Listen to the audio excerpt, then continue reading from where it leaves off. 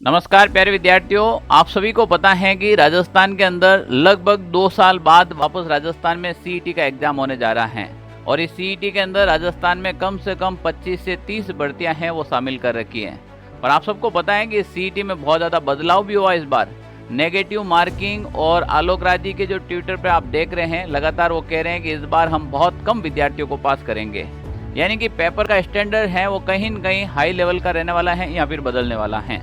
आज हम वही बात करने वाले हैं कि इस सीईटी के अंदर लगभग जो पेपर हैं वो कौन सी बुकों से बनता है। 80% पेपर यहीं से बनता है। और आपने भी सुना होगा कि मूलभूत किताबें पढ़नी चाहिए, ऑथेंटिक किताबें पढ़नी चाहिए। वास्तव में वो किताबें क्या हैं और क्या आप इन किताबों को पढ़ सकते हैं क्या, जो मैं आज आपको बताने वाला हूँ। तो इस वीडियो के अंदर तमाम उन किताबों के बारे में, उन बुक्स के बारे में और उनको पढ़ना कैसे है वो भी मैं आपको बताऊंगा, उसको कैसे सॉर्ट करना वो भी बताऊंगा। तो हम शुरुआत करते हैं यहाँ पर मैं बुक बताने से पहले आपको एक चीज़ बताना चाहता हूँ। आप सबको ये दिमाग में लेकर चलना है कि सीईटी का एग्ज़ाम है वो आपके नवंबर और दिसंबर में होने वाला है। एक 10+2 का और एक ग्रेजुएशन का। समय की सीमा तय है और इस तय समय सीमा के अंदर आपको सिलेबस भी कंप्लीट करना है, ऑथेंटिक चीज़ें भी पढ़नी है और सिलेक्शन भी लेना है। 40% मार्क्स को लेकर दिमाग में मत चलना, मैं अभी भी कह रहा हूँ। जो 40% पास करने के उद्देश्य से पढ़ेगा वो कभी भी 40% मार्क्स नहीं लाएगा।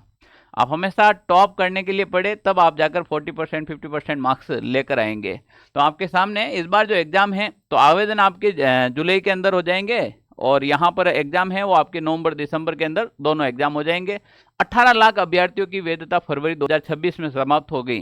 तो आप सोचिएगा कि पिछली बार 18 लाख विद्यार्थी ने पार्टिसिपेट किया है, तो कम से कम, ज़्यादा नहीं तो 3 से 4 लाख और बढ़ा दीजिएगा इसके अंदर, जो पिछली बार दे नहीं पाए या फिर 12th पास करके लगातार 2 साल से आ रहे हैं, वो भी विद्यार्थी शामिल होंगे। तो कम से कम 20 से 22 लाख विद्यार्थी हैं इस बार सीईटी का एग्जाम देंगे। पर इस सीईटी के अंदर 2 प्रकार के स्टूडेंट हैं वो पार्टिसिपेट करेंगे। स्टूडेंट होते हैं वो 2 प्रकार के होते हैं। 2 प्रकार के कौन कौन से स्टूडेंट होता है? एक आपने देखा होगा टॉपर्स स्टूडेंट और एक होता है एवरेज स्टूडेंट। इन दोनों में डिफरेंट क्या है? पढ़ते दोनों हैं, समय दोनों बराबर देते हैं। आप एक लाइब्रेरी के अंदर जाएंगे तो वहां पर देखना, हर विद्यार्थी टॉपर नहीं होता है, पर हर विद्यार्थी उस सीट पर बैठा रहता है, चाहे वो एवरेज हो चाहे वो टॉपर्स हो। समय दोनों बराबर देते हैं, पढ़ाई दोनों बराबर करते हैं, पर एक की सीट निकलती है और एक हताश रह जाता है। इसके पीछे क्या है? एवरेज स्टूडेंट की एक चीज़ होती है, मैं बता देता हूँ आपको। कोई भी बुक पढ़ने से पहले ये चीज़ जान लेनी चाहिए। एवरेज स्टूडेंट क्या करता है? बुक तो पढ़ता है, वो क्या करता है, मार्केट से कोई भी बुक लेकर आता है, XYZ कोई भी बुक लाता है, उसको लगातार 2 से 3 दिन पढ़ता है। 2 से 3 दिन पढ़ने के बाद जैसे ही उसको कोई दूसरी बुक दिखी या किसी अच्छे दोस्त के संपर्क में आया और उन्होंने नया बुक सजेस्ट कर दिया, नए कोई मॉडल सजेस्ट कर दिए या फिर नया कोई नोट सजेस्ट कर दिया, वो क्या करेगा, इस बुक को तुरंत छोड़ देगा और नई बुक की ओर चला जाएगा। तो पहले इन्होंने बुक ए को फॉलो किया, फिर इन्होंने बुक बी को फॉलो करने लगा। न तो ये बुक कंप्लीट पढ़ पाया और न ही ये बुक कंप्लीट पढ़ पाएगा जब तक एग्जाम आ जाएगा। अब वो क्या करेगा कि बहुत ज़्यादा अपने पास बुकें इकट्ठी करता जाएगा करता जाएगा करता जाएगा। एक स्टूडेंट की पढ़ने की क्षमता लिमिट होती है। अब उसमें आप ज़्यादा बुकें लेके जाएंगे, सारी थोड़ी पढ़ सकते हैं, हम भी नहीं पढ़ सकते, तो आप कैसे पढ़ सकते हो? सोचिएगा। एक आपने वो कहावत तो सुनी होगी ना, जब भी हम खाने के अंदर जाते हैं, कि जितना भाई उतना ही ले, ठीक है ना। यानी कि एक आदमी एक प्लेट के अंदर कितना खाना ले सकता है, जितना उसको भूख होगी उतनी लेगा ना। अब ज़्यादा 5-7 प्लेटें भर के वो खा थोड़ी सकता है, वो वेस्ट होगा।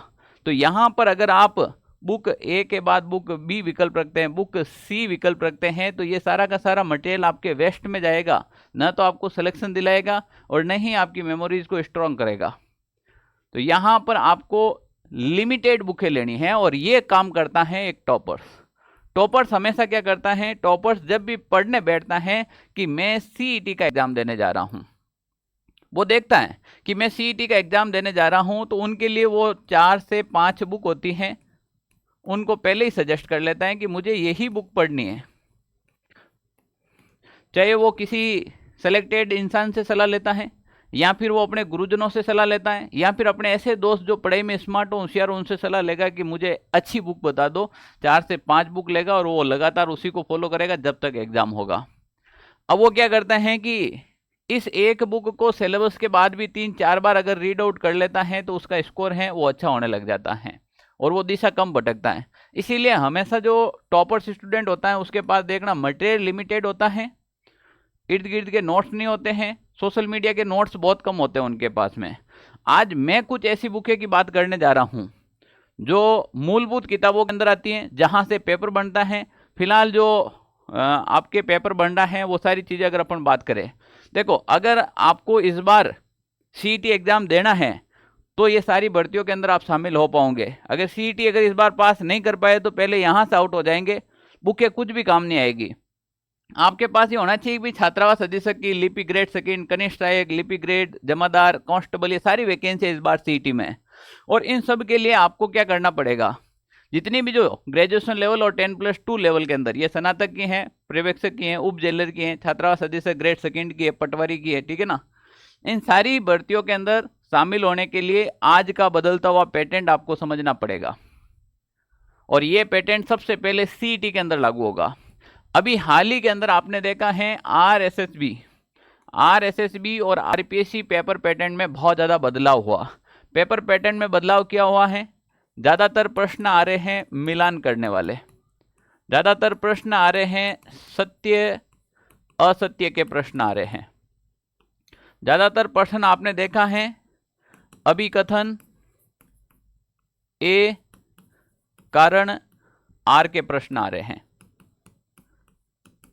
और यहाँ पर विद्यार्थी का समय भी ज़्यादा लगता है, विद्यार्थी को सोचने में भी समय ज़्यादा लगता है, और एक्यूरेट आंसर निकालने में भी थोड़ा सा वो कंफ्यूज रहता है।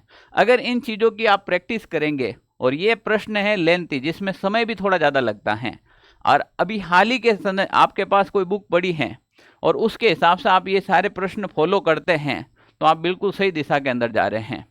और इनके लिए ढंग की किताबें पढ़नी पड़ेगी आपको, शॉर्ट किताबें, सिलेक्शन का अब माध्यम गया, वो चीज़ें जो आप कह रहे हैं ना कि भाई बहुत छोटी छोटी किताब पढ़ के हम सिलेक्शन ले लेंगे, एक समय ऐसा आएगा कि आपके पास 3 से 4 प्रश्न करने के लिए रहेंगे।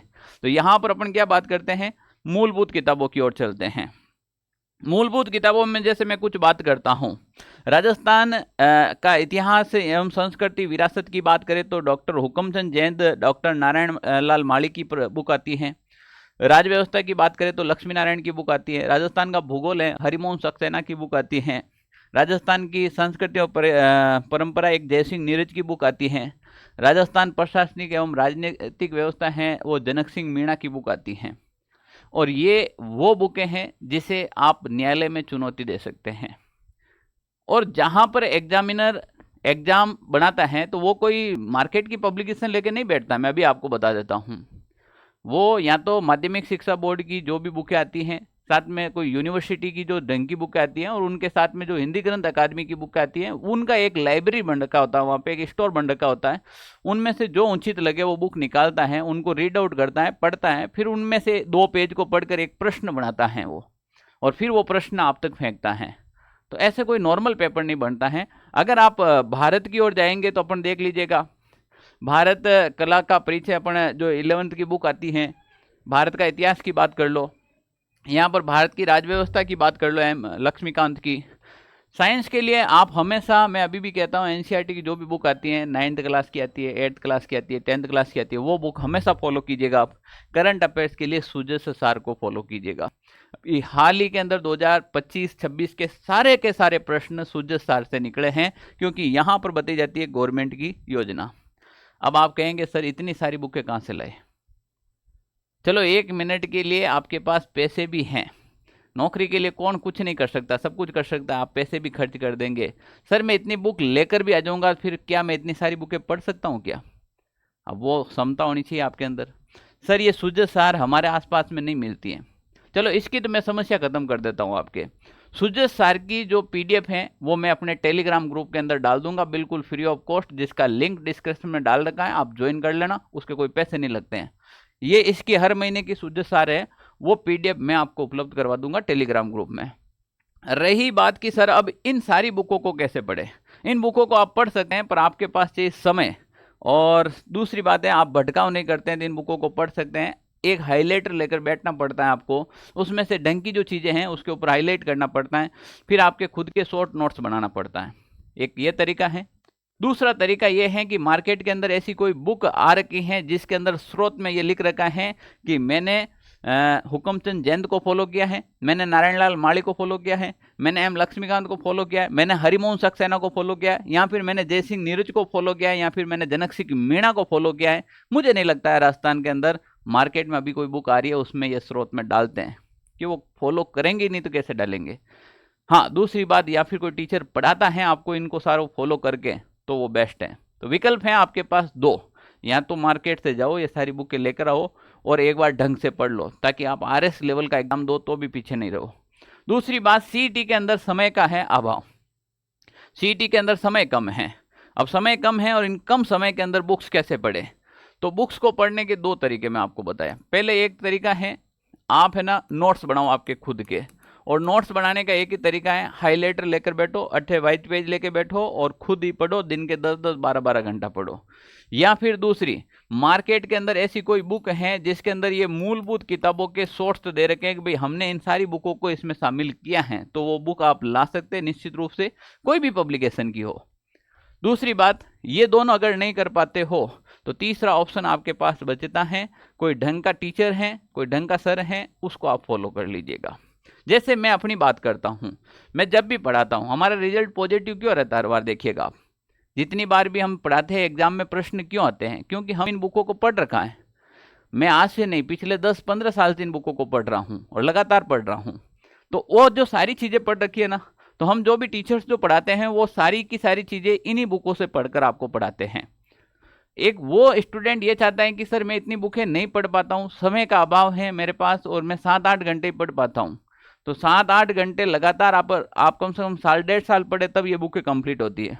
अब आपके पास समय है कम समय के अंदर आप चाहते हैं, तो इसमें जितने भी जो टीचर्स पढ़ाए हैं, जितने भी जो सब्जेक्ट पढ़ा रखे हैं, उन सब्जेक्ट के अंदर वो सारी की सारी मूलभूत किताबें के ही शामिल कर रखे हैं। मैं अब भी आपको ये सेकंड ऑप्शन देता हूँ, कोर्स आप ज्वाइन नहीं करने के बजाय आप मार्केट से जाकर बुक लेकर आए, अगर आप पढ़ने की हिम्मत रखते हो तो।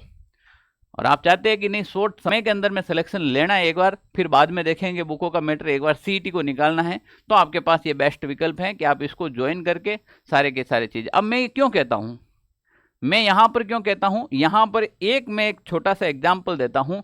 जैसे मैंने कुंभलगढ़ दुर्ग मैंने खुद ने पढ़ाया, इसमें इतिहास पूरा सब्जेक्ट मैं पढ़ाता हूँ, राजस्थान कला संस्कृति मैं पढ़ाता हूँ, और करंट अफेयर्स के भी सूजत सार वगैरह मैं सारी चीज़ें आपको एप्लीकेशन के अंदर देता हूँ।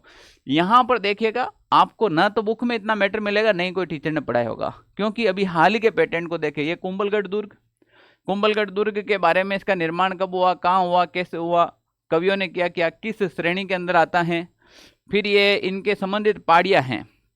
किसी ने सुना है कि कुंभलगढ़ जो दुर्ग हैं वो आपके श्वेत, नील, निषाद, हेमवत, हेमकूट इन सभी पहाड़ियों के बीच में है। आपने केवल गंधमादन चोटी सुना होगा, पर देख लीजिएगा इतनी चोटियों के बीच में कुंभलगढ़ दुर्ग बसा हुआ। और अभी हाल ही का सवाल ये बन रहा है, इसके बाद भी देखा है अभी कहाँ कुंभलगढ़ खत्म हुआ, गुजरात मालवा जाने का जो मेन रास्ता था वो कुंभलगढ़ दुर्ग से होकर गुजरता था, इसीलिए दिल्ली और राजस्थान के बीच का जो संबंध है वो अक्सर कुंभलगढ़ दुर्ग से प्रश्न आते हैं। यहाँ पर कुंभलगढ़ की दीवार के बारे में हमने वो इतना डिटेल से डाला, कुंभलगढ़ के दरवाजे ले लीजिएगा, कुंभलगढ़ दुर्ग की और भी जो युद्ध हुए थे, इतिहासकारों ने क्या कहा था, अल्टीमेट। और इसमें हमने इस बार साथ में एक और ऑप्शन दिया है, विद्यार्थी क्या है ज़्यादा लिख नहीं पाता है, तो हमने PDF प्रिंट आउट का भी ऑप्शन दे दिया है। आप PDF निकाल के अच्छे से पढ़िएगा, ठीक है ना, 2 नहीं 3 बार पढ़िएगा, सिलेक्शन 100% होगा। यहाँ पर मैं इतिहास की भी बात कर लूँ, आपको राजस्थान के नामकरण का देख लीजिएगा। अब इतिहास अगर आप इस प्रकार से पढ़ेंगे, 2-3 स्लाइड बता रहा हूँ मैं डेमो पर्पज के हिसाब से, एक ये ऑप्शन बचता है आपके पास, या तो आप अच्छा सा बैच ज्वाइन कर लीजिएगा। और बैच मैं नहीं कह रहा हूँ कि हमारे ज्वाइन कीजिएगा, आप किसी भी टीचर का कर लीजिएगा, पर पहला कंटेंट देखिएगा वो इस लेवल का पढ़ा रखा है या नहीं पढ़ा रखा है, उन्होंने इन बुकों को शामिल किया या नहीं किया है। अगर ये सब चीज़ें हैं तो आप बिल्कुल एक सही दिशा में आगे बढ़ रहे हैं और आप एक टॉपर्स स्टूडेंट की श्रेणी में आ जाएंगे। भले ही आप एवरेज हो, भले ही आपको कुछ भी नहीं आ रहा हो, पर अगर आपके पास साधन सही है, संसाधन सही है, तो आप बिल्कुल निश्चित रूप से सफलता की ओर आगे बढ़ेंगे।